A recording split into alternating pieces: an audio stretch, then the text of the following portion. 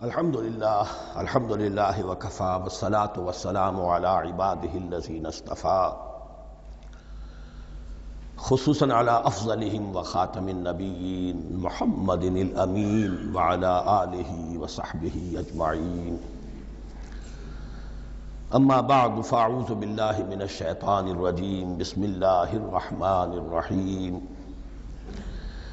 افتطمعون ان یؤمنوا لکم وقد کان فریق منہم یسمعون کلام اللہ ثم یحرفونہ من بعد ما عقلوہ وهم یعلمون صدق اللہ العظیم رب اشرح لی صدری ویسر لی امری واحلل عقدۃ من لسانی یفقہوا قولی اللہم ربنا الہمنا رشدنا واعذنا من شرور انفسنا اللہم ارنا الحق حقا وارزقنا اتباعہ وارنا الباطل باطلا وارزقنا اجتنابہ اللہم وفقنا لما تحب وترضى اللہم ربنا آنس وحشتنا فی قبورنا وارحمنا بالقرآن العظیم اللہم اجعلہ لنا اماما ونورا وہدا ورحمہ اللہم ذکرنا منہ ما نسینا وعلمنا منہ ما جہلنا وارزقنا تلاوتہ آناء اللیل وآناء النہار واجعلہ لنا حجتا یا رب العالمین آمین۔ اب تک ہم نے سورہ بقرہ کے 8 رکوع اور اس پر مستزاد صرف 3 آیات کا مطالعہ کیا ہے۔ آج میں چاہتا ہوں کہ ہماری رفتار قدرے تیز ہو۔ تو یہ جو سلسلہ مضمون چل رہا ہے خطاب امت سابقہ امت مسلمہ بنی اسرائیل، ان کے ساتھ خطاب کا سلسلہ سورہ بقرہ میں 5ویں رکوع سے شروع ہوا اور 15ویں رکوع کے آغاز تک چلے گا۔ یہ 10 رکوع ہیں۔ عرض کر چکا ہوں بار بار، اور اس کو میں چاہتا ہوں آپ اچھی طرح ذہن نشین کر لیں کہ اس میں سے پہلا رکوع جو ہے وہ دعوت کا ہے، وہ بہت فیصلہ کن ہے۔ یہی وجہ ہے کہ دیکھیے اس رکوع کا آغاز ہوا یا بنی اسرائیل اذکروا نعمتی التی انعمت علیکم واوفوا بعہدی اوف بعہدکم وایای فارہبون، اور خود بخود ظاہر ہو رہا ہے اسلوب کلام سے کہ اگلے رکوع سے بات کا رنگ بدل گیا ہے۔ یا بنی اسرائیل اذکروا نعمتی التی انعمت علیکم وانی فضلتکم علی العالمین واتقوا یوما لا تجزی نفس عن نفس شیئا ولا يقبل منها شفاعۃ ولا یؤخذ منها عدل ولا هم ینصرون۔ یہ تہدید کا انداز ہے، دھمکی کا انداز ہے۔ تو میں نے عرض کیا تھا کہ 5واں رکوع اس خطاب میں بمنزلہ فاتحہ ہے، بہت اہم ہے، اور بقیہ جو 9 رکوع ہیں ان میں بریکٹ کا انداز ہے کہ 2 آیتوں سے بریکٹ شروع ہوتی ہے، انہی 2 آیتوں پر بریکٹ ختم ہوگی۔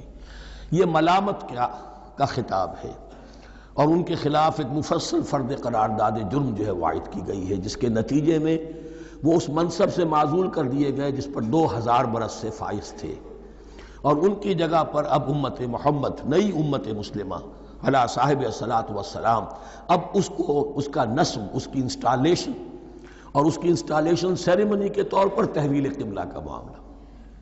یہ ربط کلام اگر سامنے نہ رہے تو انسان کھو جاتا ہے قرآن مجید کی طویل صورتوں کو پڑھتے ہوئے کہ بات کہاں سے چلی تھی، کدھر جا رہی ہے، کیا ربط ہے، کیا تعلق ہے، سیاق کلام کیا ہے۔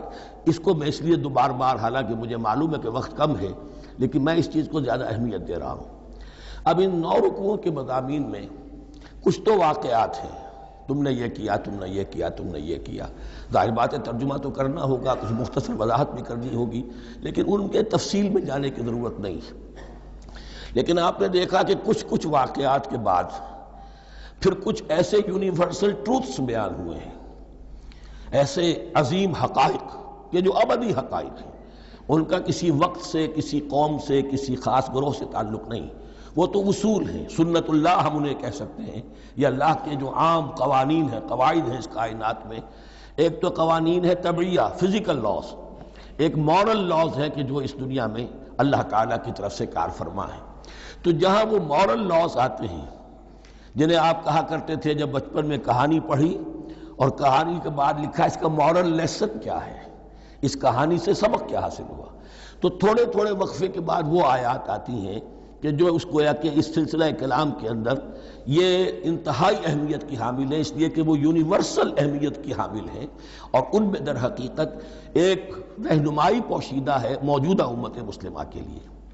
مثلا جتنا حصہ ہم اب تک پڑھ چکے ہیں ان میں سے پہلے تو وہ آیت یاد کیجئے وَضُرِبَتْ عَلَيْهِمُ الذِّلَّةُ وَالْمَسْكَنَةُ وَبَاءُوا بِغَضَبٍ مِّنَ اللَّهِ۔ معلوم ہوا کہ ایسا ہو سکتا ہے کہ ایک امت مسلمان ہو، اس پر اللہ کے بڑے فضل ہوئے ہوں، بڑا اکرام ہوا ہو، بہت انعام ہوا ہو، پھر وہ اپنی بے عملی یا بد عملی کے باعث اللہ تعالیٰ کے غضب کی مستحق ہو جائے اور ذلت اور مسکنت اس پر تھوپ دی جائے۔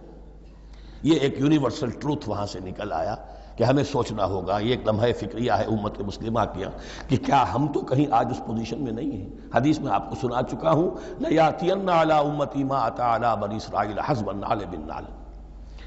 دوسرا اسی طرح کا یونیورسل ٹروتھ والا مقام تھا آخری جو ہم نے کل پڑھا ہے، ثُمَّ قَسَتْ قُلُوبُكُمْ وَهِيَ كَالْحِجَارَةِ أَوْ أَشَدُّ قَسْوَةً۔ کسی مسلمان امت کا یہ حال بھی ہو سکتا ہے کہ ان کے دل اتنے سخت ہو جائیں کہ سختی میں پتھروں کو اور چٹانوں کو مات دے جائیں۔ یہ بھی ایک کیفیت ہے جو سامنے آئی، حالانکہ قوم وہ ہے انی فضلتکم علی العالمین، از کجا تاب کجا، لیکن یہ حقیقت بھی ہمارے سامنے آئی کہ یہ چیزیں جو ہیں اپنی جگہ پر امکانات میں سے ہیں۔ البتہ یہاں ایک بات میں عرض کر دوں کہ اس قساوت قلبی میں پوری امت برابر مسلط جو ہے مبتلا نہیں ہوا کرتی ہے۔ اس میں امت کے جو قائدین ہوتے ہیں اور امت مسلمہ کے قائدین اس کے علماء ہوتے ہیں، سب سے زیادہ شدت کے ساتھ یہ خرابی ان میں آتی ہے، اس لیے کہ باقی لوگ تو پیروکار ہیں، پیچھے چلتے ہیں، وہ اعتماد کرتے ہیں کہ یہ ہے اللہ کی کتاب کے پڑھنے والے، یہ ہے تورات کے حامل، یہ جانتے ہیں، وہ ان کے پیچھے پیچھے چل رہے ہوتے ہیں۔ لیکن جو لوگ جان بوجھ کر اللہ کی کتاب میں تحریف کر رہے ہوں، انہیں تو پتہ ہے ہم کیا کر رہے ہیں۔ جو لوگ جان بوجھ کر حق کو پہچان کر اس کا انکار کر رہے ہیں، انہیں تو پتہ ہے کہ ہم کیا کر رہے ہیں۔ در حقیقت یہ سزا ان پر آتی ہے۔ یہ بات اب ان آیات میں جو آج ہم پڑھنے چلے ہیں بہت زیادہ واضح ہو جائے گی انشاءاللہ۔ فرمایا افتطمعون ان یؤمنوا لکم، تو اے مسلمانوں کیا تم یہ توقع رکھتے ہو کہ یہ ایمان لے آئیں گے تم پر، تمہاری بات مان لیں گے؟ ظاہر بات ہے مسلمانوں کو توقع تھی کہ مشرکین مکہ تو بہت دور تھے دین سے، توحید سے دور، رسالت کا کوئی تصور ہی نہیں، کتاب کوئی ان کے پاس تھی ہی نہیں۔ یہ تو یہود ہیں اور ان کے پاس تو کتاب رہی ہے، یہ موسیٰ کے ماننے والے ہیں، یہ توحید کے علم بردار ہیں، یہ آخرت کا بھی اقرار کرتے ہیں، تو ان کو جھٹپٹ مان لینا چاہیے۔ تو جو مسلمانوں کے دل میں، عام مسلمانوں کے دل میں جو حسن ظن تھا، اب در حقیقت یہ اس کو ایڈریس کیا جا رہا ہے افتطمعون ان یؤمنوا لکم، تمہیں بڑی طمع ہے، کوشش ہے، تمہاری خواہش ہے، آرزو ہے، تمنا ہے، توقع ہے کہ یہ بات مان لے گے تمہاری۔ وَقَدْ كَانَ فَرِيقٌ مِّنْهُمْ يَسْمَعُونَ كَلَامَ اللَّهِ ثُمَّ يُحَرِّفُونَهُ مِن بَعْدِ مَا عَقَلُوهُ وَهُمْ يَعْلَمُونَ، جبکہ حال یہ ہے کہ ان میں سے ایک جماعت، ایک گروہ وہ بھی ہے کہ جو اللہ کے کلام کو سن کر پھر اس میں تحریف کرتا رہا ہے، اس کے بعد کہ اس کو سمجھ لیتا تھا اور اچھے جان بوجھ کر تحریف کرتا تھا۔ اب ظاہر بات وہ گروہ کون ہوں گے؟ علماء ہی تو ہیں نا۔ عام آدمی تو تحریف نہیں کر سکتا تھا، تحریف کرنے والے تو علماء تھے۔ افتؤمنون ان یؤمنوا لکم وقد کان فریق منہم یسمعون کلام اللہ ثم یحرفونہ من بعد ما عقلوہ وہم یعلمون واذا لقوا الذین آمنوا قالوا آمنا۔ اب دیکھیے ایک بات بڑی عجیب سامنے آئے گی کہ جس طرح منافقین مسلمانوں میں تھے ایسے ہی منافقین یہود میں بھی تھے۔ یہود میں سے کچھ لوگ ایسے تھے کہ جب منکشف ہو گیا اور کچھ ان کی صالح فطرت بھی تھی، اب وہ آنا چاہتے تھے اسلام کی طرف، لیکن اپنے خاندان کو، گھر والوں کو، اپنے کاروبار کو، اپنے قبیلے کو چھوڑنا بھی ممکن نہیں تھا، اور قبیلوں کی سرداری جو ہے وہ ان کے علماء یہود کے پاس ہے۔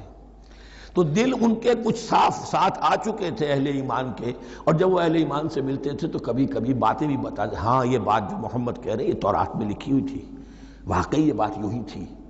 اب اس کے بعد جب وہ جاتے تھے اپنے شیاطین کے پاس، وہی شیاطین ان کے علماء، ان کے بڑے سرکردہ لوگ، تو وہ جا کر انہیں ڈانٹ ڈپٹ کرتے تھے، بے وقوفو یہ کیا کر رہے ہو تم، یہ بات بتا رہے انہیں تاکہ اللہ کے ہاں جا کر وہ تم پر حجت قائم کرے کہ انہیں پتا تھا اور پھر بھی انہوں نے نہیں مانا۔ اب یہ ان کا آپس کا مکالمہ ہو رہا ہے۔ وَإِذَا لَقُوا الَّذِينَ آمَنُوا قَالُوا آمَنَّا،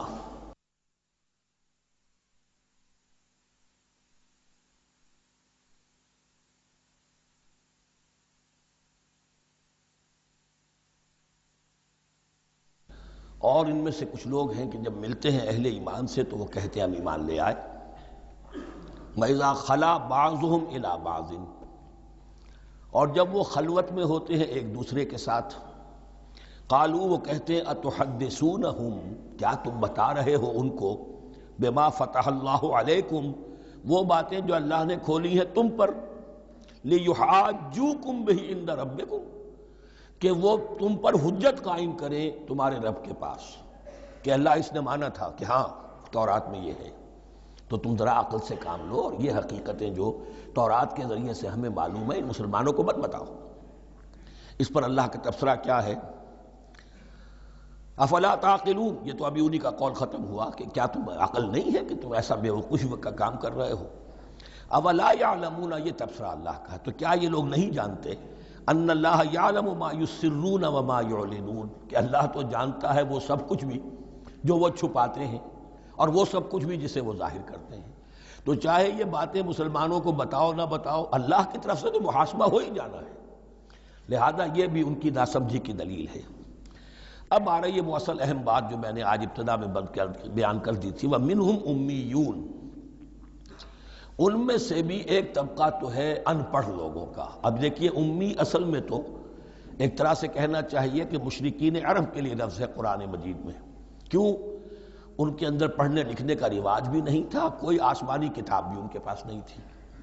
لیکن اب یہود کے بارے میں کہا جا رہا ہے، جیسے آج مسلمان ہیں کہ اکثر و بیشتر مسلمان تو جاہل ہیں، چاہے پی ایچ ڈی کیا ہوا ہو، پی ایچ ڈی تو فزکس میں کیا ہوا ہے، قرآن کی الف بیتیں نہیں آتی، دین کے جو ہیں مبادی تک سے ناواقف ہیں، بہت پڑھے لکھے، اس کو ہمارے بعد لوگ کہتے ہیں پڑھے لکھے جاہل۔ آج کی عظیم اکثریت مسلمانوں کے پڑھے لکھے مسلمانوں کی وہ پڑھے لکھے جاہلوں پر مشتمل ہے، اس میں شامل کر لیجئے ہماری اکثریت جو ہے ہی بغیر پڑھی لکھی، تو اب انہیں کیا پتا، وہ تو سارا اعتماد کریں گے علماء پر، کوئی بریلوی ہیں بریلوی علماء پر اعتماد کریں گے، کوئی دیوبندی ہے وہ دیوبندی علماء پر اعتماد کریں گے، کوئی اہل حدیث ہے وہ اہل حدیث علماء پر اعتماد کریں گے۔ منہم امیون، اب امیون کا سہارا کیا ہوتا ہے؟ منہم امیون لا یعلمون الکتاب الا امانیہ، وہ کتاب سے تو واقف نہیں ہوتے، اپنی کچھ خواہشات ہیں کہ جن کو جانتے ہیں۔ یہ خواہشات بعد میں کھل جائے گا، یہ خواہشات کیا ہیں؟ ہم تو اسرائیلی ہیں، ہم تو اللہ کے محبوب ہیں، ہم تو امت محمد میں ہیں، ہماری تو شفاعت ہو ہی جائے گی، یہ امانی ہے۔ تلک امانیہم، اور ہمیں تو جہنم میں داخل کیا بھی تو تھوڑے سے عرصے کے لیے، ہمیں نکال لیا جائے گا، یہ امانی ہے۔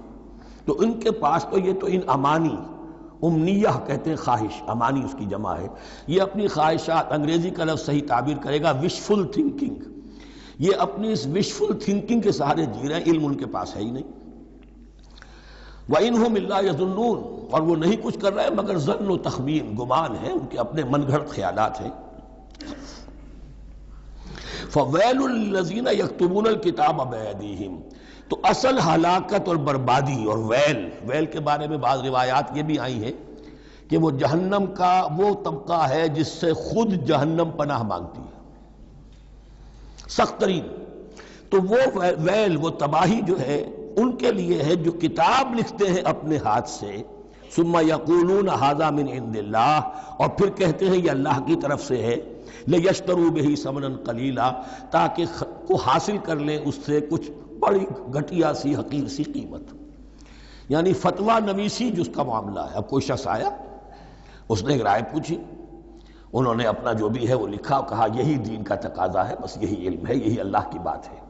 اب اس میں کتنا کچھ واقعتاً انہوں نے صحیح بات کہی ہے، کتنی ہٹ درمی سے کام لیا ہے، کتنی کسی رشوت کے مبنی کو رائے دی ہے، خود بدلتے نہیں قرآن کو بدل دیتے ہیں، ہوئے کس درجہ فقیہان حرم بے توفیق۔ تو یہ ان کے علماء کا کردار تھا۔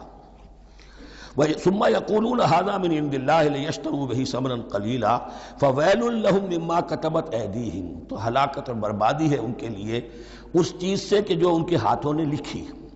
وَوَيْلٌ لَّهُم مِّمَّا يَكْسِبُونَ، اور ان کے لیے ہلاکت اور بربادی ہے اس کمائی سے جو وہ کر رہے ہیں۔ یہ سارا دھندا جو ہے فتویٰ فروشی کا اور دین فروشی کا، اس کے لیے تباہی وہ اپنے لیے مول لے رہے ہیں، اس سے کوئی ان کو اللہ تعالیٰ کے ہاں کوئی اجر و ثواب نہیں ملے گا۔ وَقَالُوا، اب یہ آگے امانی، وَقَالُوا لَن تَمَسَّنَا النَّارُ إِلَّا أَيَّامًا مَّعْدُودَةً، وہ کہتے ہیں ہمیں تو آگ چھو ہی نہیں سکتی، ہاں گنتی کے چند دن، صرف یہ کہ دوسروں کی آنکھوں میں دھول جھونکنے کے لیے کہ کوئی اعتراض نہ کر دے، اللہ ہمیں آگ میں پھینکا جا رہا اور ان کو نہیں پھینکا جا رہا، یہ ہم سے بھی بدتر تھے کردار میں، تو شاید ان کا منہ بند کرنے کے لیے چند دن کے لیے ہمیں جہنم میں ڈال دیں گے، پھر فوراً نکال لیں گے۔ وَقَالُوا لَن تَمَسَّنَا النَّارُ إِلَّا أَيَّامًا مَّعْدُودَةً، اور وہ کہتے ہیں کہ نہیں چھو سکتی ہمیں آگ مگر گنتی کے چند دن۔ قُلْ اتَّخَذْتُمْ عِندَ اللَّهِ عَهْدًا، ان سے کہیے کیا تم نے اللہ سے کوئی عہد لے لیا ہے، کوئی قول و قرار ہو گیا ہے؟ فَلَن يُخْلِفَ اللَّهُ عَهْدَهُ، کہ تمہیں یہ یقین ہے کہ اللہ اپنے عہد کے خلاف نہیں کرے گا۔ ام تقولون علی اللہ ما لا تعلمون، یا تم اللہ کی طرف اس بات کی نسبت کر رہے ہو، تہمت لگا رہے ہو، جڑ رہے ہو یہ بات اللہ پر جو تم نہیں جانتے، جس کے لیے تمہارے پاس کوئی علم نہیں ہے۔ بلا من کسب سیئۃ، اب یہ انتہائی وہ یونیورسل ٹروتھس جو ہیں جو میں نے کہا تھا، ابدی حقائق، اس کی عظیم ترین حقیقت آ رہی ہے، نوٹ کیجئے۔ بلا، کیوں نہیں، من کسب سیئۃ، جس شخص نے جان بوجھ کر ایک گناہ کمایا، لیکن گناہ بڑا، کبائر، صغائر نہیں، سیئۃ، یہ اس کی جو تنکیر ہے وہ ایک کا فائدہ بھی دے رہی ہے اور تفخیم کا بھی۔ جس نے بھی جان بوجھ کر کسبا، ایک گناہ کمایا، فَأَحَاطَتْ بِهِ خَطِيئَتُهُ، اور اس کی خطا نے اس کا گھیراؤ کر لیا، یعنی ایک ہی گناہ ہے، سود کھا رہا ہے، باقی نماز ہے، تہجد ہے، یہ ہے وہ ہے، لیکن اس ایک گناہ کی برائی بھی اتنی اس کے گرد جو ہے چھا جائے گی کہ پھر اس کی یہ ساری نیکیاں ختم ہو کر رہ جائیں، ایک گناہ۔ بلا من کسب سیئۃ وأحاطت به خطیئته فأولئک اصحاب النار هم فیہا خالدون، اس میں ہمارے مفسرین نے یہ لکھا ہے کہ اس کی خطا کاری اتنی اس کے اوپر چھا جائے کہ ایمان کا کوئی اثر باقی نہ رہے۔ اور المعاصی برید الکفر، یہ علماء کے ہاں اصول ہے کہ یہ جو گناہ ہوتے ہیں یہ ڈاک ہے کفر کی، ہوتے ہوتے گناہ پر مداومت مداومت مداومت، اگر اس پر چلتا ہے تو اصل میں ہوتے ہوتے ہوتا یہ ہے کہ اسے پتہ بھی نہیں ہوتا، وہ اپنے آپ کو مسلمان سمجھتا ہے، اندر سے ایمان ختم ہو چکا ہوتا ہے۔ دیمک کی طرح جو ہے وہ دروازے کی چوکھٹ جو ہے کھائی گئی، اوپر صرف ایک ونیئر لگا ہوا ہے جو نظر نہیں آ رہا۔ یہ عقل جو ہے اللہ نے دیمک کو بھی دی ہے کہ چھوٹی سی چھپٹی چھوڑ دینا تاکہ دھوکہ کھاتے رہیں لوگ گھر والے، باقی یہ کہ اندر سے کھوکھلا کر دیا۔ اولئک اصحاب النار، یہ آگ والے ہیں، ہم فیہا خالدون، جو اس میں ہمیشہ ہمیشہ رہیں گے۔ یہ ہے قاعدہ کلیہ، قرآن کا قطعی اور ابدی فیصلہ۔ والذین آمنوا وعملوا الصالحات، ہاں اس کے برعکس جو لوگ ایمان لائیں اور نیک عمل کریں۔ اب نیک عمل میں ہر شخص نے اپنا اپنا نظریہ بنا رکھا ہے۔ مراد نیک عمل قرآن مجید کا کیا ہے؟ دین کے سارے تقاضوں کو ادا کرنا، وہ نیک عمل ہوگا۔ آپ نے ایک نیکی لے لی، یتیم خانہ کھول دیا، بڑی فاؤنڈیشن بنا دی، بیواؤں کا انتظام ہو رہا ہے، لیکن کاروبار میں سودی لین دین ہے، جھوٹ ہے، فریب ہے، دھوکہ ہے، سب چل رہا ہے، تو یہ نہیں ہے۔ دین کے تقاضے یہ بھی ہے کہ دین کو قائم کرنے کی جد و جہد میں لگو، اس کی شرائط پوری کرو۔ تو فرمایا والذین آمنوا وعملوا الصالحات اولئک اصحاب الجنہ ہم فیہا خالدون، وہ ہیں جنت والے اور وہ اس میں ہمیشہ ہمیشہ رہیں گے۔ وَإِذْ أَخَذْنَا مِيثَاقَ بَنِي إِسْرَائِيلَ لَا تَعْبُدُونَ إِلَّا اللَّهَ، اور یاد کرو جب کہ ہم نے بنی اسرائیل سے عہد لیا تھا تم نہیں عبادت کرو گے کسی کی سوائے اللہ کے۔ وَبِالْوَالِدَيْنِ إِحْسَانًا، اور اس کے ساتھ دوسرا حکم، اور یہ اہم مقام ہے کہ اللہ کے حق کے فوراً بعد والدین کے حق کا ذکر قرآن مجید میں 4 مقامات پر آیا، ان میں سے ایک مقام یہ ہے وَبِالْوَالِدَيْنِ إِحْسَانًا، والدین کے ساتھ نیک سلوک کرو گے، وَذِي الْقُرْبَى، اور قرابت داروں کے ساتھ بھی، وَالْيَتَامَى، اور یتیموں کے ساتھ بھی، وَالْمَسَاكِينَ، اور محتاجوں کے لیے بھی، وَقُولُوا لِلنَّاسِ حُسْنًا، اور لوگوں سے اچھی بات کہو، اچھی بات کہو، صحیح بات کہو، امر بالمعروف کرتے رہو، نیکی کی دعوت دیتے رہو۔ وَأَقِیمُوا الصَّلَاةَ وَآتُوا الزَّکاۃَ، نماز قائم کرو کمائی قائم رکھو اور زکوٰۃ ادا کرو گے، یہ گویا کہ معاہدہ ہو رہا ہے۔ ثم تولیتم، پھر دیکھو تم نے اس سے پیٹھ موڑ لی، الا قلیلا منکم، سوائے تم میں سے تھوڑے سے لوگوں کے، وانتم معرضون، اور تم ہو ہی پھر جانے والے، تمہاری یہ عادت گویا کہ طبیعت ثانیہ ہے۔ اب ایک خاص مثال آ رہی ہے، اس کے بعد پھر ایک بہت بڑا یونیورسل ٹروتھ آئے گا۔ مثال کیا ہے؟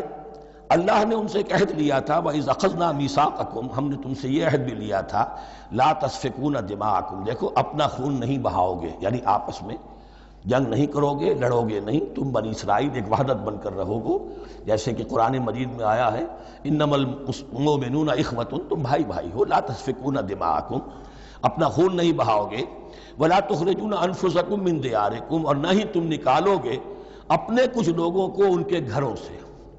اب یہاں مجھے وضاحت کرنی پڑے گی ورنہ بات سمجھ میں نہیں آئے گی کہ جب حضرت یوشع ابن نون کی سرکردگی میں بنی اسرائیل نے فلسطین کو فتح کرنا شروع کیا، اور سب سے پہلے جیریکو فتح کیا گیا شہر، اس کے بعد جب سارا فلسطین فتح کر لیا تو انہوں نے ایک مرکزی حکومت قائم نہیں کی، 12 قبیلوں نے 12 حکومتیں بنا لی، جیسے 12 چشمے تھے پانی کے ویسی 12 حکومتیں۔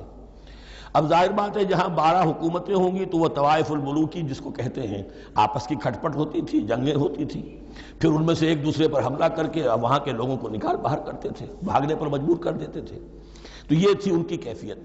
لیکن اس کے بعد پھر جب وہ لوگ چلے گئے کہیں کفار کے ملک میں چلے گئے، اب کفار نے جو ہے ان کو لا کر اور ان کے سامنے ان کے ہاں بیچنا چاہا، چونکہ غلام بن گئے وہاں جا کر، یا انہوں نے غلام بنا لیا، تو اب فدیہ دے کر چھڑا رہے ہیں کہ ہمیں حکم دیا گیا ہے کہ جو بھی تمہارا اسرائیلی بھائی ہو اس کو فدیہ دے کر چھڑا لو اگر کہیں وہ اسیر ہو جائے۔ تو ایک حکم کو تو مانا نہیں اور دوسرے پر عمل ہو رہا ہے۔ حکم تو یہ تھا کہ آپس میں خون ریزی کرو ہی نہیں، وہ اس حکم کو تو توڑ دیا، لیکن بڑے متقیانہ انداز میں اب جو اس وقت اس کی وجہ سے جو غلام بن گئے یا اسیر ہو گئے اب ان کو چھڑوا رہے کہ اللہ کا حکم ہے، شریعت کا حکم ہے۔ یہ ہے وہ تضاد جو مسلمان امتوں کے اندر ہو جاتا ہے، اس پر آئے گا وہ یونیورسل ٹروتھ۔ وَإِذْ أَخَذْنَا مِيثَاقَكُمْ لَا يَسْتَسْفِكُونَ دِمَاءَكُمْ، جب یاد کرو جب کہ ہم نے تم سے عہد لیا تھا کہ تم اپنا خون نہیں بہاؤ گے، وَلَا تُخْرِجُونَ أَنفُسَكُم مِّن دِيَارِكُمْ، اور نہ ہی تم اپنے آپ کو اپنے لوگوں کو ان کے گھروں سے نکالو گے، ثُمَّ أَقْرَرْتُمْ وَأَنْتُمْ تَشْهَدُونَ، پھر تم نے اقرار کیا تھا اس عہد کو اور قول و قرار کو مان لیا تھا پورے شعور کے ساتھ، تشہدون مانتے ہوئے، ثُمَّ أَنْتُمْ هَؤُلَاءِ، پھر تم وہی ہو، تم ہی ہو وہ تو تقتلون انفسکم، اپنے ہی لوگوں کو قتل بھی کرتے ہو، وتخرجون فریقا منکم من دیارہم، اور اپنے ہی لوگوں میں سے کچھ لوگوں کو ان کے گھروں سے باہر نکالتے ہو، تظاہرون علیہم بالاسم والعدوان، ان پر چڑھائی کرتے ہو گناہ کے ساتھ بھی اور زیادتی کے ساتھ بھی، وَإِن یاتوکم اسارا، اور اگر وہ قیدی بن کر تمہارے پاس آتے ہیں تفادوہم، تو اب تم ان کا فدیہ دے کر انہیں چھڑاتے ہو، وَهُوَ مُحَرَّمٌ عَلَيْكُمْ إِخْرَاجُهُمْ، حالانکہ ان کا تو نکالنا ہی تم پر حرام کیا گیا تھا۔ اب یہ واقعہ آپ نے پڑھ لیا، سمجھ لیا، اب دیکھیے اس سے جو سبق ہے، مورل لیسن ہے جو ابدی ہے، أَفَتُؤْمِنُونَ بِبَعْضِ الْكِتَابِ وَتَكْفُرُونَ بِبَعْضٍ، تو کیا تم ہماری شریعت کے ایک حصے کو مانتے ہو اور ایک کو نہیں مانتے؟ اب دیکھیے یہ الفاظ اب ہوں گے تعویل عام، جہاں کہیں بھی یہ طرز عمل ہوگا تو یہ آیت اس کو کور کرے گی۔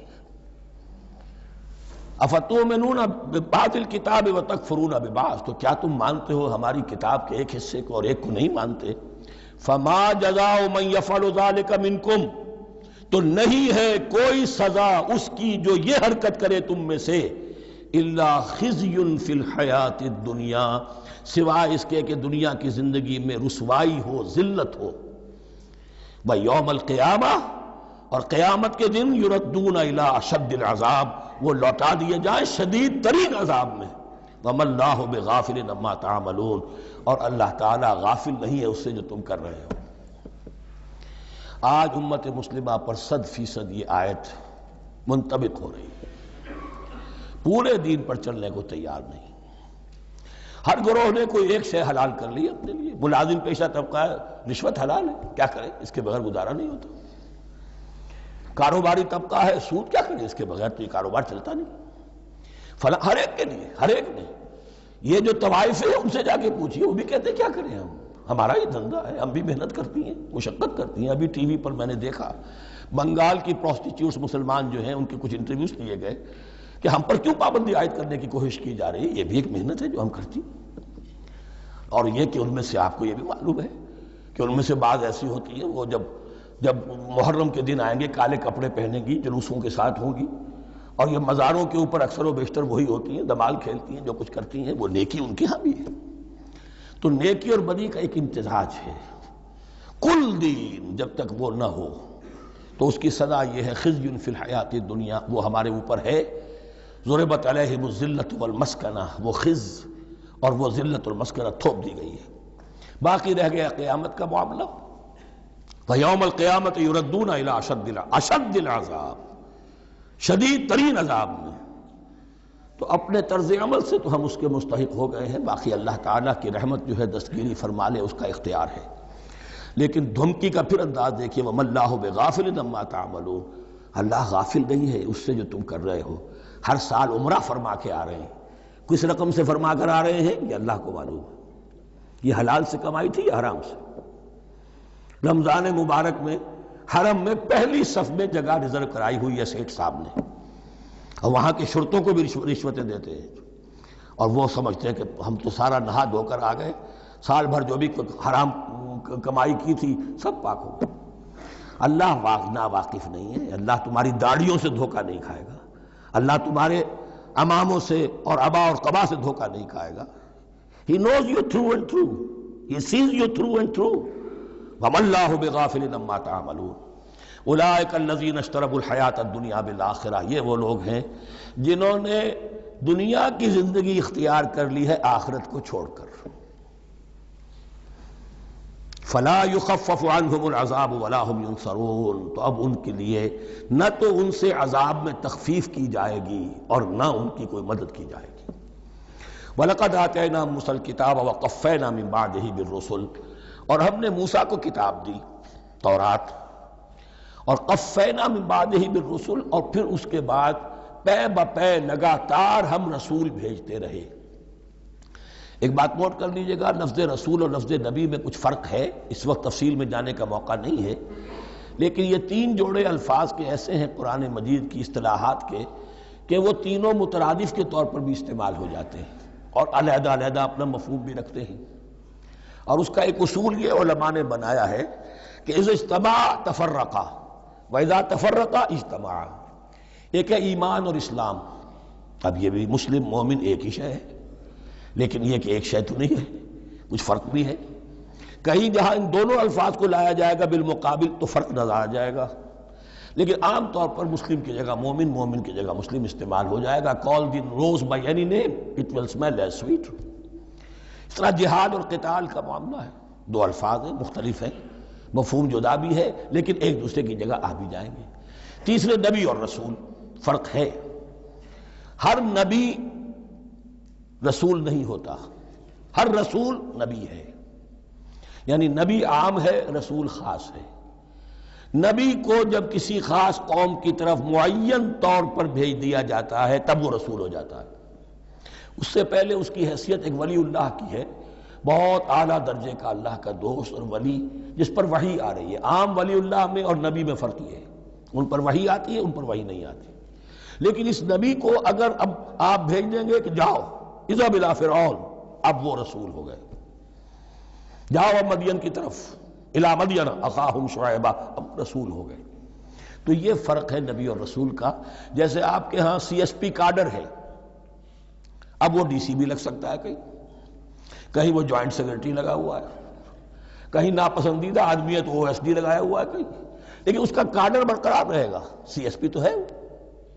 اسی اعتبار سے ہر نبی ہر حال میں نبی ہے، لیکن اس کو اضافی کیفیت ملتی ہے رسول کی۔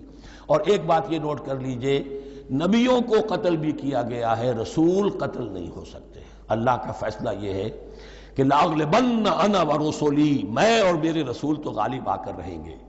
جب بھی کسی قوم نے کسی رسول کی جان لینے کی کوشش کی ہے اس قوم کو برباد کر دیا گیا اور رسول اور اس کے ساتھیوں کو بچا لیا گیا۔ یہ معاملہ ہوا ہے اللہ کا تمام رسولوں کے ساتھ، نبیوں کے ساتھ نہیں۔ حضرت یحییٰ نبی تھے، قتل کر دیے گئے. حضرت عیسیٰ رسول تھے، قتل نہیں کیے جا سکتے تھے، ان کو زندہ آسمان پر اٹھا لیا گیا. اب وہی دوبارہ آئیں گے. تو رسول جو ہے وہ قتل نہیں ہوتا. اور اسی اعتبار سے حضور کی بڑی گہری تمنا تھی، لَوَدِدتُّ أَنْ أُقْتَلَ فِي سَبِيلِ اللَّهِ ثُمَّ أُحْيَا ثُمَّ أُقْتَلَ ثُمَّ أُحْيَا. میری بڑی خواہش ہے میں اللہ کی راہ میں قتل ہو جاؤں، پھر زندہ کیا جاؤں، پھر قتل کیا جاؤں، پھر اللہ کی راہ میں پھر زندہ کیا جاؤں، پھر قتل کیا جاؤں. لیکن اللہ نے یہ خواہش آپ کی پوری نہیں کی، اس لیے کہ آپ اللہ کے رسول تھے. اب یہاں نوٹ کیجئے گا، یہاں لفظ رسول تو آ گیا ہے لیکن یہ نبی کے معنی میں ہے. قَفَّيْنَا مِن بَعْدِهِ بِالرُّسُلِ، اس لیے کہ رسول حضرت موسیٰ کے بعد حضرت عیسیٰ ہی ہے. درمیان میں پروفٹس ہیں، prophets of the old testament, یہ انبیاء ہیں، لیکن ان کے لیے لفظ رسول آ گیا ہے. وَآتَيْنَا عِيسَى ابْنَ مَرْيَمَ الْبَيِّنَاتِ وَأَيَّدْنَاهُ بِرُوحِ الْقُدُسِ، اور ہم نے عیسیٰ کو بڑی واضح نشانیاں دیں. حصی معجزات جتنے حضرت مسیح کو دیے گئے ہیں ویسے اور کسی نبی کو نہیں دیے گئے. یہ بعد میں تذکرہ آ جائے گا سورہ آل عمران میں. اور ہم نے مدد کی ان کی روح القدس کے ساتھ، حضرت جبرائیل کی خاص تائید انہیں حاصل تھی. ظاہر بات ہے، میں نے عرض کیا ہے کہ جو معجزہ ہوتا ہے وہ کسی نبی کی اپنی طاقت سے اس کا ظہور نہیں ہوتا، رسول کے کسی طاقت سے، یا کرامت کسی ولی اللہ کے اپنے اختیار میں نہیں ہوتی، یہ اللہ کی طرف سے. اور اس کے لیے ظہور جو ہوتا ہے وہ فرشتوں کے ذریعے سے. ایدناہ بروح القدس. افکلما جاءکم رسول بما لا تہوی انفسکم، اب یہاں پر تبصرہ ہو رہا ہے. جو بھی کچھ یہود نے کیا حضرت مسیح کے ساتھ، وہ چونکہ معلوم ہے اس کا تذکرہ نہیں کیا، صرف اس پر تبصرہ ہو رہا ہے. تو جب بھی کبھی تمہارے پاس کوئی رسول آیا، بما لا تہوی انفسکم، وہ چیز لے کر جو تمہارے جیوں کو، تمہارے من کو بھائی نہیں، اچھی نہیں لگی، استکبرتم، تم نے استکبار کیا. وہی استکبار جو عزازیل نے کیا تھا اور ابلیس بن گیا. ابا واستکبر. استکبرتم ففریقا کذبتم وفریقا تقتلون، تو کچھ کو تو تم نے صرف ان کی تردید ہی کی اور کچھ کو تم نے قتل بھی کیا. تقتلون، تو یہ انبیاء کے قتل ہو سکتا ہے. اور نمبر 2 ایک رائے یہ دی گئی ہے، تقتلون جو ہے قتل تم نہیں آیا ہے، یہ فعل مضارع ہے، اور فعل مضارع کے اندر ایک فعل جاری رہتا ہے، ختم نہیں ہوتا. گویا کہ تم قتل کرنے کی کوشش کرتے رہے. بعض لوگوں کی تو جان کے در پہ ہو گئے. وَقَالُوا قُلُوبُنَا غُلْفٌ، اور انہوں نے کہا ہے کہ ہمارے دل تو غلافوں کے اندر بند ہیں. یہ اس کو ملائیے پہلی آیت جو آج ہم نے پڑھی ہے، أَفَتَطْمَعُونَ أَن يُؤْمِنُوا لَكُمْ، تو اے مسلمانوں کیا تم یہ توقع رکھتے ہو اور چاہتے ہو کہ یہ تمہاری بات مان لیں گے؟ ان کی اس خواہش کے جواب میں جو وہ کہتے تھے وہ یہ قول ہے، وَقَالُوا قُلُوبُنَا غُلْفٌ، ہمارے دل غلافوں میں ہیں، میاں تمہاری بات ہم پر اثر نہیں کر سکتی، جاؤ کسی اور سے بات کرو. آج بھی آپ کو یہ الفاظ سننے کو مل جائیں گے. قلوبنا غلف، ہمارے دل تو غلافوں میں ہیں، بڑے مضبوط ہیں، مستحکم ہیں، تمہاری بات اس میں گھر کر ہی نہیں سکتی. بل لعنہم اللہ بکفرہم، یہ ہے تبصرہ. جس کو یہ کہہ رہے ہیں کہ ہمارے دل محفوظ ہیں اور غلافوں میں ہیں، حقیقت میں تو ان پر لعنت ہو چکی ہے اللہ کی طرف سے ان کے کفر کی وجہ سے. فقلیلا ما یؤمنون، تو واقعتاً اب کم ہی ہوں گے ان میں سے جو ایمان لائیں گے. وَلَمَّا جَاءَهُمْ كِتَابٌ مِّنْ اللَّهِ مُصَدِّقٌ لِمَا مَعَهُمْ، اب یہاں پر ذکر ہو رہا ہے خود حضور صلی اللہ علیہ وسلم کا. اور جب آ گئی ان کے پاس کتاب اللہ کے پاس سے، یعنی یہ قرآن، مُصَدِّقٌ لِمَا مَعَهُمْ، جو اس کی تصدیق کرتے ہوئے آیا جو ان کے پاس ہے. میں اس کی وضاحت کر چکا ہوں. قرآن ایک طرف تصدیق کرتا ہے تورات اور انجیل کی، اور دوسری طرف وہ مصداق بن کر آیا ہے تورات اور انجیل کی پیشن گوئیوں کا. وَكَانُوا مِن قَبْلُ يَسْتَفْتِحُونَ عَلَى الَّذِينَ كَفَرُوا، اور ان کا حال یہ تھا کہ وہ آخری کتاب اور آخری نبی کے حوالے اور واسطے سے اللہ تعالیٰ سے فتح کی دعائیں کیا کرتے تھے کافروں کے خلاف. ہوتا کیا تھا کہ یہ 3 قبیلے مدینے میں آ گئے کہ جو یہودی تھے، بنو قینقاع، بنو نذیر اور بنو قریظہ. اسی میں وہاں رہتے تھے اوس اور خزرج جو یمن سے آئے تھے، اصل عربی قبائل تھے. پھر آس پاس کے قبائل بھی تھے، وہ سب کے سب امیین میں سے تھے، ان کے پاس نہ کوئی کتاب، نہ کوئی شریعت، نہ کسی نبوت سے آگاہ. اب ان کے آپس میں جب لڑائیاں ہوتی تھیں اور یہ مار کھاتے تھے، سرمایہ دار تھے، دولت والے تھے، عام طور پر بزدل تھے، لہذا جب بھی کبھی مقابلہ ہوتا تھا مار کھاتے تھے. تو وہاں یہ کہا کرتے تھے کہ ابھی تو تم ہمیں مار لیتے ہو، دبا لیتے ہو، نبی آخری زمان کی آنے کا وقت آ چکا ہے، وہ نئی کتاب لے کر آئیں گے، جب وہ آئیں گے ہم ان کے ساتھ ہو کر جب تم سے جنگ کریں گے تو تم ہمیں شکست نہیں دے سکو گے، ہمیں فتح حاصل ہوگی۔ اور دعا کیا کرتے تھے اللہ اس نبی آخر الزماں کا ظہور جلد ہو تاکہ اس کے واسطے سے اور اس کے ذریعے سے اس کے صدقے ہمیں فتح مل سکے۔ یہ دعائیں تھیں۔ چونکہ خزرج اور اوس کے لوگوں نے ان کی یہ دعائیں سنی ہوئی تھیں، یہی وجہ ہے کہ حج میں سن 11 نبوی کے حج میں یا سن 10 نبوی کے حج میں جب وہاں پر 6 آدمیوں سے حضور نے بات کی جو خزرج کے تھے سب کے سب، انہوں نے کلنکھیوں سے ایک دوسرے کو دیکھا، معلوم ہوتا ہے یہ وہی نبی ہے جن کا ذکر یہ یہودی کرتے ہیں، تو اس سے پہلے کہ وہ ایمان لائے تم ایمان لے آؤ۔ گویا کہ وہ علم بالواسطہ طور پر جو انہیں پہنچا تھا وہ ان کے لیے کتنا بڑا سرمایہ بن گیا، ان کی نجات کا ذریعہ بن گیا۔ اور وہ علم جو ان کے پاس تھا تعصب کی وجہ سے اور تکبر کی وجہ سے وہ اسی طرح رہ گئے۔ فَذَهَبَ اللَّهُ بِنُورِهِمْ وَتَرَكَهُمْ فِي ظُلُمَاتٍ لَا يُبْصِرُونَ صُمٌّ بُكْمٌ عُمْيٌ فَهُمْ لَا يَرْجِعُونَ۔ وَلَمَّا جَاءَهُمْ كِتَابٌ مِّنْ عِندِ اللَّهِ مُصَدِّقٌ لِّمَا مَعَهُمْ وَكَانُوا مِن قَبْلُ يَسْتَفْتِحُونَ عَلَى الَّذِينَ كَفَرُوا فَلَمَّا جَاءَهُم مَّا عَرَفُوا كَفَرُوا بِهِ، تو جب ان کے پاس آ گئے وہ چیز جسے انہوں نے پہچان لیا پھر انہوں نے کفر کیا۔ فَلَعْنَةُ اللَّهِ عَلَى الْكَافِرِينَ، تو اللہ کی لعنت ہے ایسے کافروں پر۔ بِئْسَ مَا اشْتَرَوْا بِهِ أَنفُسَهُمْ أَن يَكْفُرُوا بِمَا أَنزَلَ اللَّهُ بَغْيًا أَن يُنَزِّلَ اللَّهُ مِن فَضْلِهِ عَلَىٰ مَن يَشَاءُ مِنْ عِبَادِهِ۔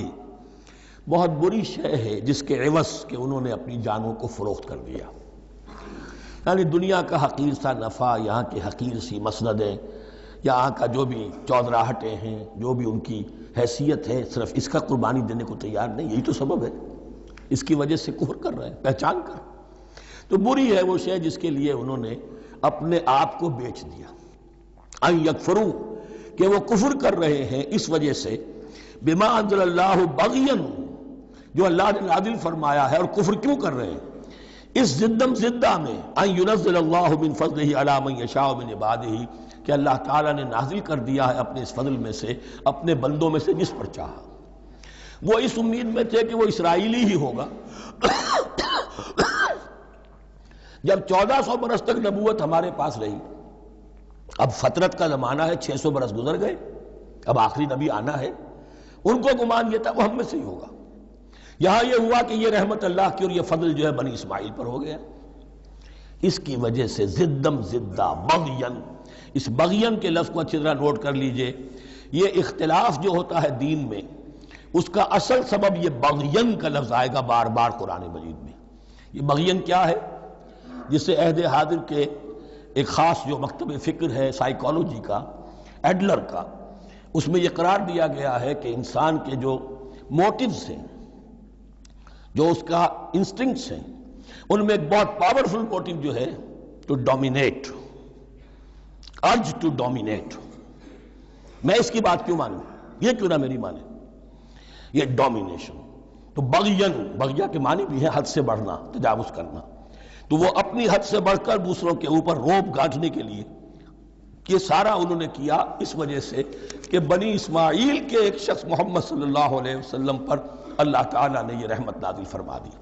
فَبَاءُوا بِغَضَبٍ عَلَىٰ غَضَبٍ، تو وہ لوٹے غضب پر غضب لے کر، یعنی تہ بر تہ غضب ہے ان پر اللہ تعالیٰ کا۔ وَلِلْكَافِرِينَ عَذَابٌ مُّهِينٌ، اور ایسے کافروں کے لیے اہانت آمیز، مہین اہانت سے بنا ہے، اہانت آمیز عذاب ہے۔ وَإِذَا قِيلَ لَهُمْ آمِنُوا بِمَا أَنزَلَ اللَّهُ، اور جب ان سے کہا جاتا ایمان لاؤ اس پر جو اللہ نے نازل فرمایا، قَالُوا نُؤْمِنُ بِمَا أُنزِلَ عَلَيْنَا، ہم ایمان رکھتے ہیں اس پر جو ہم پر نازل ہوا۔ وَيَكْفُرُونَ بِمَا وَرَاءَهُ، اور وہ کفر کر رہے ہیں جو اس کے پیچھے ہے۔ انہوں نے انجیل کا کفر کیا، حضرت مسیح کو نہیں مانا۔ انہوں نے محمد کا کفر کیا ہے صلی اللہ علیہ وسلم، اور قرآن کو نہیں مانا۔ وَهُوَ الْحَقُّ مُصَدِّقًا لِمَا مَعَهُمْ، اور وہ کفر کر رہے ہیں حالانکہ وہ حق ہے، سچ ہے، درست ہے، اور تصدیق کرتے ہوئے آیا ہے اس کی جو ان کے پاس ہے۔ قل، اے نبی ان سے کہیے، فَلِمَ تَقْتُلُونَ أَنبِيَاءَ اللَّهِ، یہاں وہ لفظ واضح ہو گیا، تو پھر کیوں تم قتل کرتے رہے ہو اللہ کے نبیوں کو، من قبل، اس سے پہلے۔ ایسے ہی حق پرست ہو، ایسے ہی جو کچھ تم پر نازل کیا گیا اس پر ایمان رکھنے والے ہو، تو تم نے نبیوں کو کیوں قتل کیا؟ تم نے زکریا کو کیوں قتل کیا علیہ الصلوۃ والسلام؟ تم نے یحییٰ کو کیوں قتل کیا علیہ الصلوۃ والسلام؟ تمہارے تو ہاتھ جو ہے نبیوں کے خون سے آلودہ ہیں۔ فَلِمَ تَقْتُلُونَ أَنبِيَاءَ اللَّهِ مِن قَبْلِ إِن كُنتُم مُؤْمِنِينَ، اگر واقعتاً تم ایمان والے ہو۔ وَلَقَدْ جَاءَكُم مُوسَىٰ بِالْبَيِّنَاتِ، تمہارے پاس موسیٰ آئے تھے کھلی تعلیمات لے کر، واضح معجزے لے کر۔ ثُمَّ اتَّخَذْتُمُ الْعِجْلَ مِن بَعْدِهِ، پھر تم نے اس کے بعد اس کی غیر حاضری میں بچھڑے کو اپنا معبود بنا لیا۔ وَأَنْتُمْ ظَالِمُونَ، اور تم ظالم ہو۔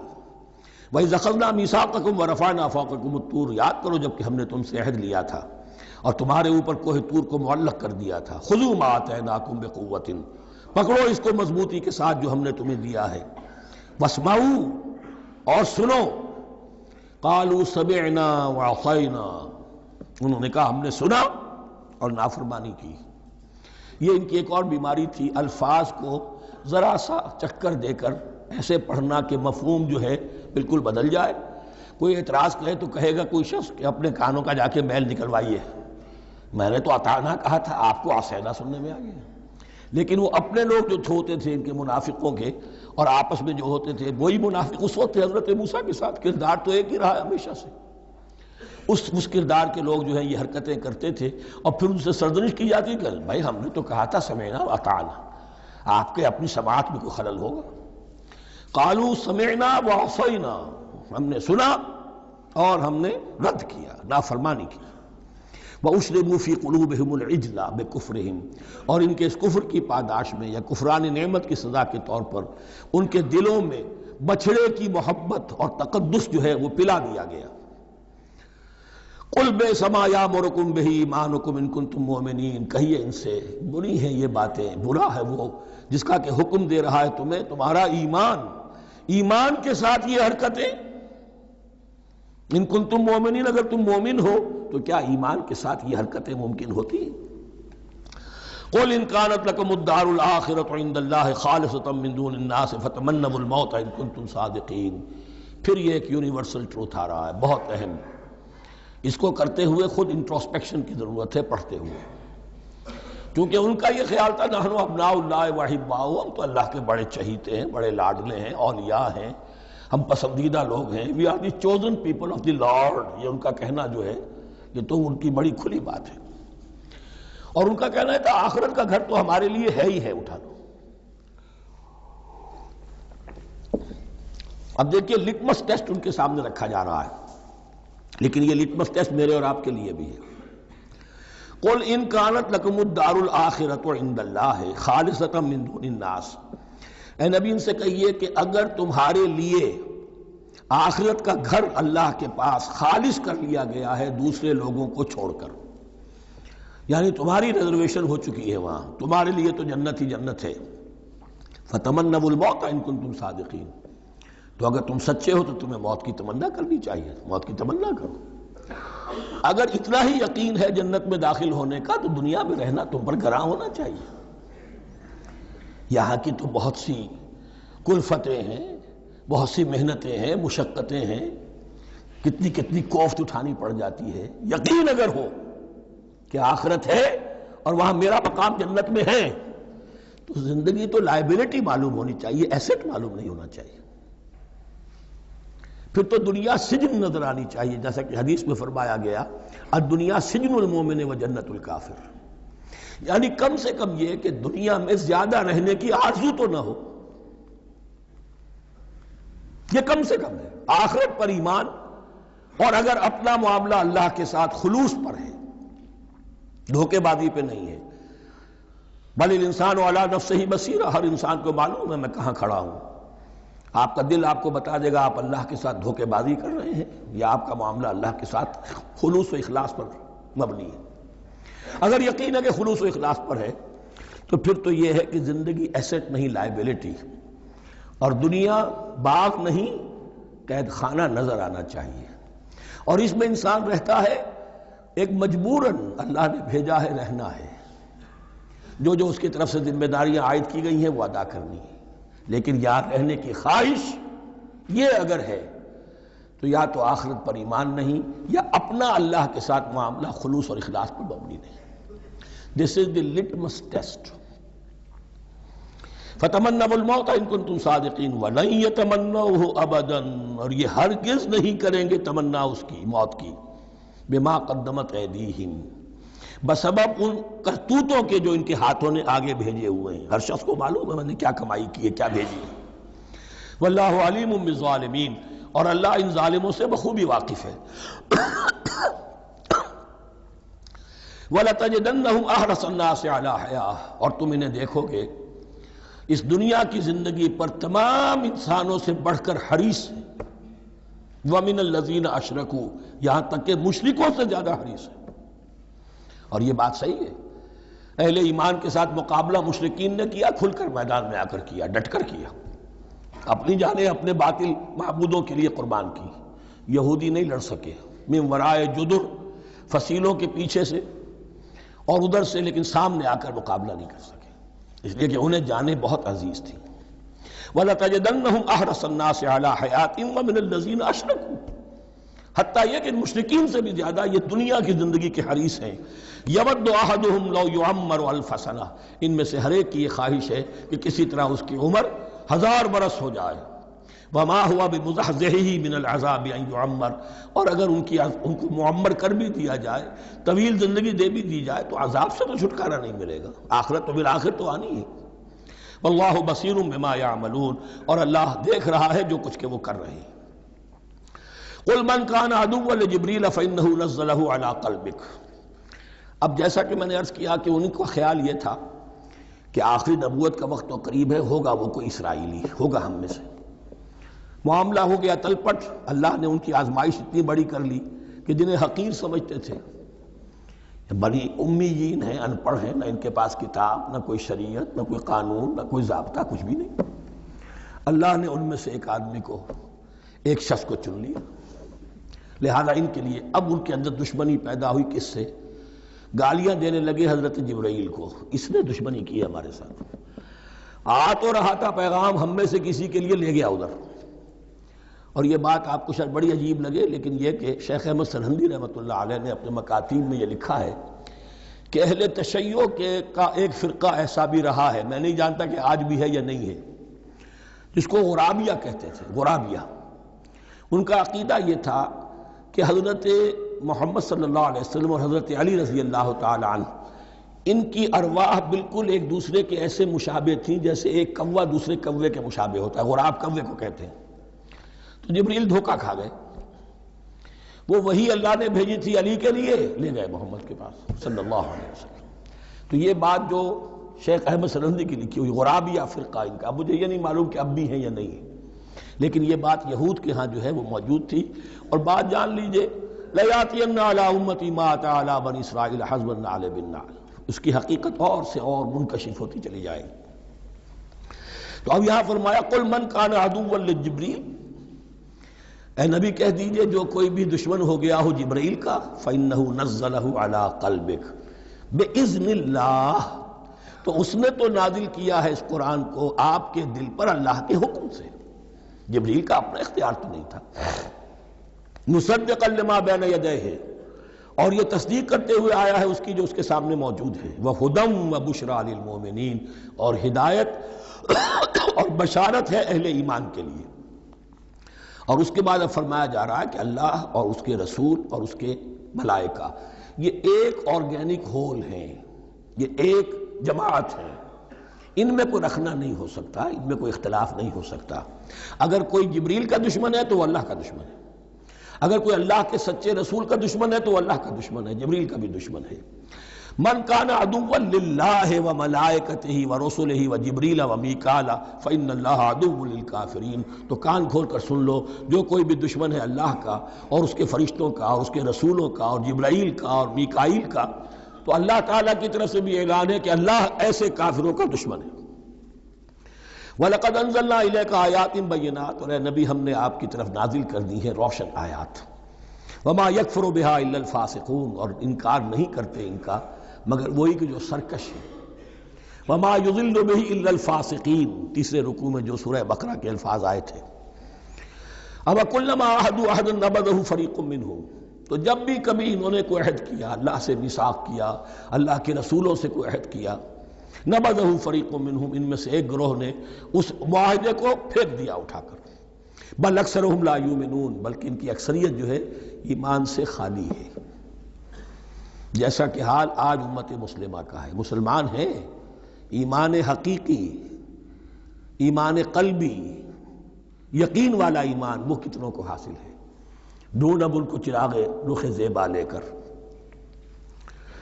وَلَمَّا جَاءَهُمْ رَسُولٌ مِّنْ عِندِ اللَّهِ مُصَدِّقٌ لِّمَا مَعَهُمْ نَبَذَ فَرِيقٌ مِّنَ الَّذِينَ أُوتُوا الْكِتَابَ، پھر وہی بات، اور جب آئے ان کے پاس اللہ کی طرف سے ایک رسول یعنی محمد صلی اللہ علیہ وسلم، مصدق لما معہم، اور تصدیق کرتے ہوئے آئے ہیں اس کی جو ان کے پاس موجود ہے، ان کے ساتھ ہے، نبذ فریق من الذین اوتوا الکتاب کتاب اللہ وراء ظہورہم، ان کی ایک گروہ، ان کی ایک جماعت نے اللہ کی کتاب کو اپنی پیٹھوں کے پیچھے پھینک دیا، کأنہم لا یعلمون، گویا کہ وہ جانتے ہی نہیں، انجانے سے ہو کر رہ گئے، نہیں ہمیں کچھ پتہ نہیں۔ ان کے عوام پوچھتے ہوں گے کیا یہ وہی نبی ہیں جن کا ذکر نہیں، کیا بولے، کوئی یقین سے نہیں کہہ سکتے، کچھ نہیں، ابھی دیکھیں گے، تیل دیکھو، تیل کی دھار دیکھو، کأنہم لا یعلمون، جیسے انہیں علم نہیں۔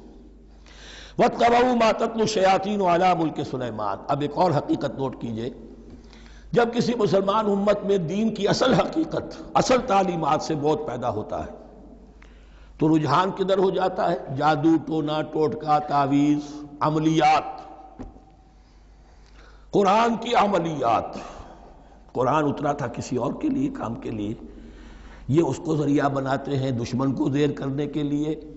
محبوب آپ کے قدموں میں آ کر گرے گا، عمل قرآنی ہے، اتنے 100 روپے کا آپ لے جائیے تو مل جائے گا۔ یہ دندے ہمارے ابھی چل رہے ہیں، خوب چلتے ہیں، اور میں سمجھتا ہوں کہ سب سے زیادہ فلرشنگ کاروبار جو ہے وہ اس طرح کا ہے۔ ہینگ لگے نہ پھٹکڑی، نہ آپ کو کوئی اس میں محنت کرنے کی ضرورت ہے، نہ اس کے اندر آپ کو انویسٹ کرنے کی ضرورت ہے، اور کاروبار چلتا ہے۔ تو وہاں بھی کیا ہوا، وَاتَّبَعُوا، جب دین کی اصل حقیقت کو دور پھینک دیا، انہوں نے پیروی کی اس کی، مَا تَتْلُو الشَّيَاطِینُ عَلَىٰ مُلْکِ سُلَیمان، جو شیاطین جن جو تھے، عَلَىٰ مُلْکِ سُلَیمان سے مراد ہے عَلَىٰ عہد ملک سلیمان، حضرت سلیمان کے زمانے میں چونکہ اللہ تعالیٰ نے ان جنات کو حضرت سلیمان کے تابع کر دیا تھا، تو وہاں پر چونکہ ان کا اب جو ہے کوئی میل جول زیادہ تھا لوگوں کے ساتھ، تو وہ انہیں کچھ اس قسم کی چیزیں سکھاتے رہتے تھے، گویا کہ اندر سے تخریب کاری۔ وَاتَّبَعُوا مَا تَتْلُو الشَّيَاطِینُ عَلَىٰ مُلْکِ سُلَیمان وَمَا كَفَرَ سُلَیمَانُ وَلَٰكِنَّ الشَّيَاطِینَ كَفَرُوا، اور سن لو، سلیمان نے کبھی کفر نہیں کیا، بلکہ یہ شیاطین تھے کہ جو کفر کرتے تھے۔ جادو کفر ہے، لیکن آپ کو نقش سلیمانی آج تک بھی لفظ ملے گا، نقش سلیمانی۔ آج بھی مسلمان بھی ان چیزوں کو حضرت سلیمان کی طرف منسوب کر رہے ہیں، وہ ظلم اب بھی جاری ہے۔ وَمَا كَفَرَ سُلَيْمَانُ وَلَٰكِنَّ الشَّيَاطِينَ كَفَرُوا يُعَلِّمُونَ النَّاسَ السِّحْرَ، وہ لوگوں کو جادو سکھاتے تھے۔ وَمَا أُنزِلَ عَلَى الْمَلَكَيْنِ بِبَابِلَ هَارُوتَ وَمَارُوتَ، اور جو کچھ نازل کیا گیا 2 فرشتوں پر، ہاروت اور ماروت پر، بابل میں۔ بابل یہ ہے پرانا عراق، بیبلونیا۔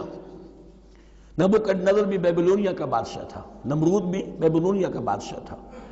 عراق کے بادشاہوں کا لقب ہی تھا نمرود، نماردہ اس کی جمع ہے۔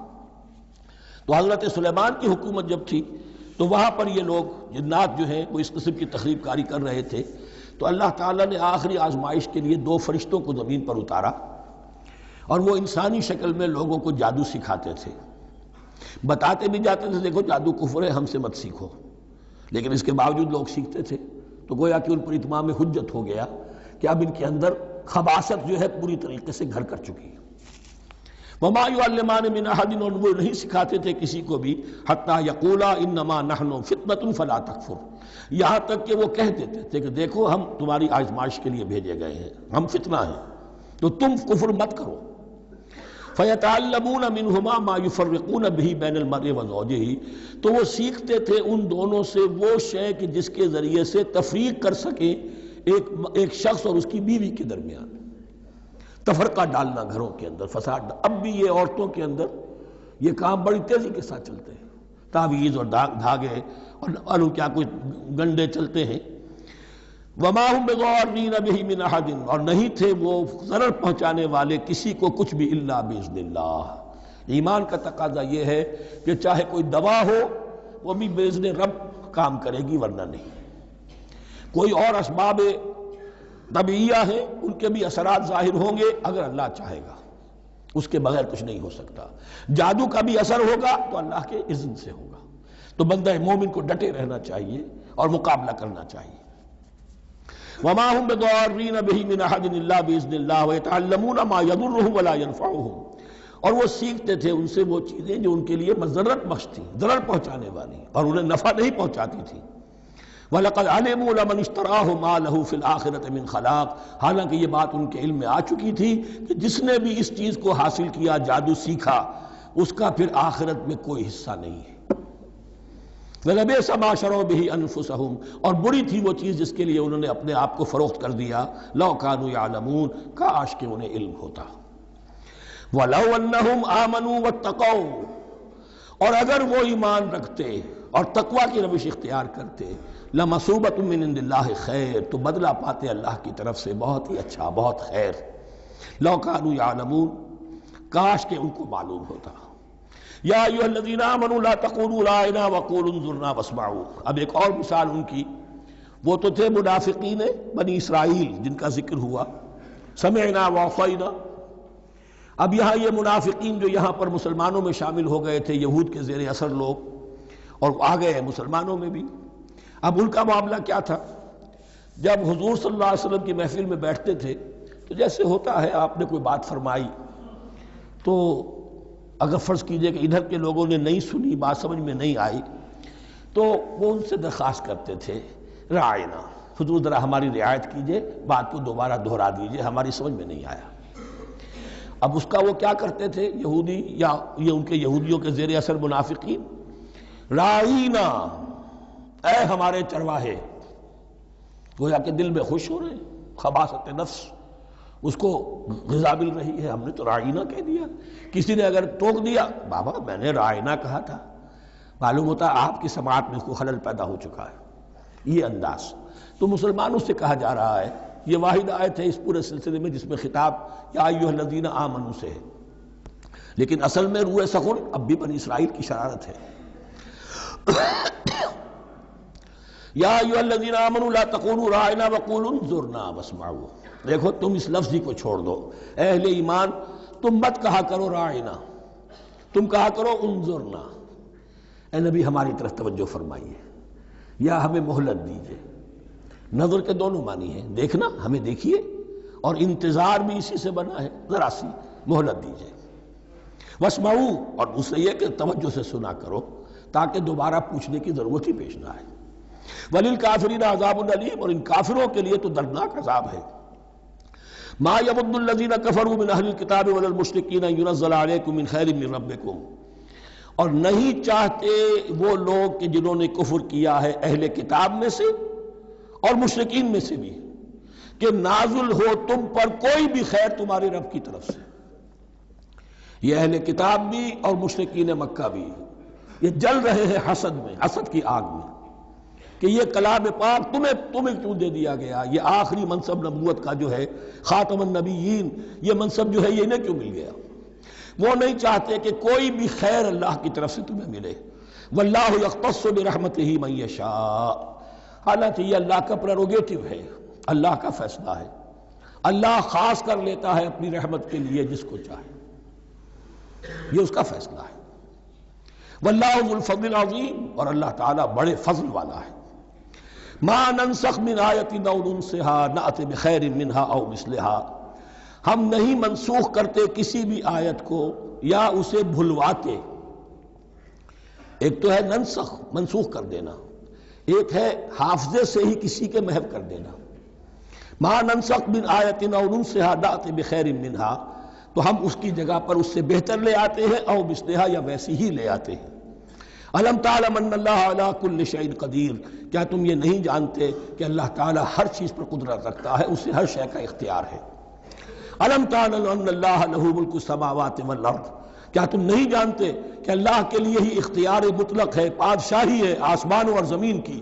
وما لکم من دون اللہ من ولی ولا نصیر، اور نہیں ہے تمہارے لیے اللہ کے سوا کوئی بھی نہ ولی اور نہ مددگار۔